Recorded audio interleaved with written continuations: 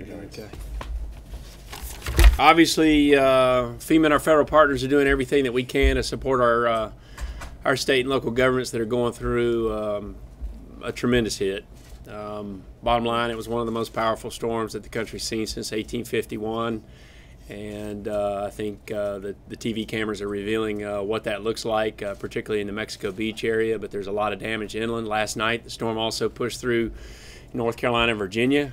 We had fatalities. I think there were up to 5 fatalities in Virginia, a lot of flash flooding and localized flooding. But we're largely focused still on search and rescue in some of these areas. You know, there was a tremendous amount of debris. And so when you look at this, the damage in Mexico Beach, that is where the ocean rose potentially 14 feet with wave action on top and just shoved buildings out of the way. And when you have that type of damage, it takes some time to get in and actually go through and do the search and rescue. We hope to have 100% of the initial search and rescue operation done in Florida, you know, today. It's still not safe to return, particularly to Bay County, Florida. Doing so, there's no infrastructure there to support you, and quite honestly, it's a dangerous area to go back into. You know, when you have this type of destruction, there's gas lines that are there, there's power lines that are down.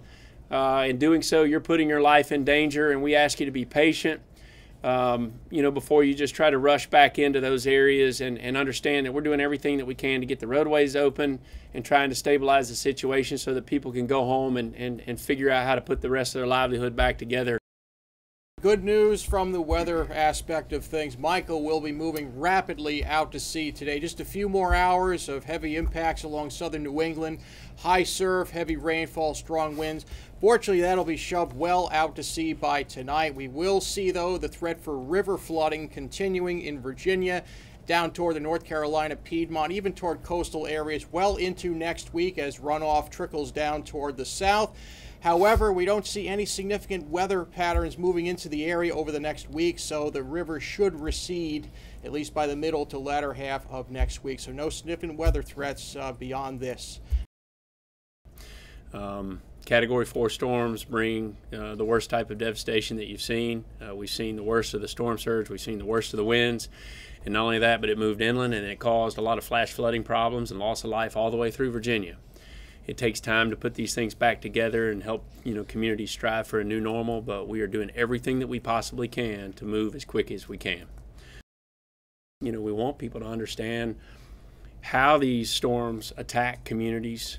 You know, they're classified by winds, but storm surge causes the most amount of loss of life, and it causes the most amount of destruction, and you're witnessing it in Mexico Beach, and I hope that the country won't forget it. And that when you go back to rebuild these areas, that you do so in a resilient fashion, that we don't rebuild to the same standards, that we have locals and state governments start to implement real building codes across this country. It's frustrating to us because we repeat this cycle over and over again.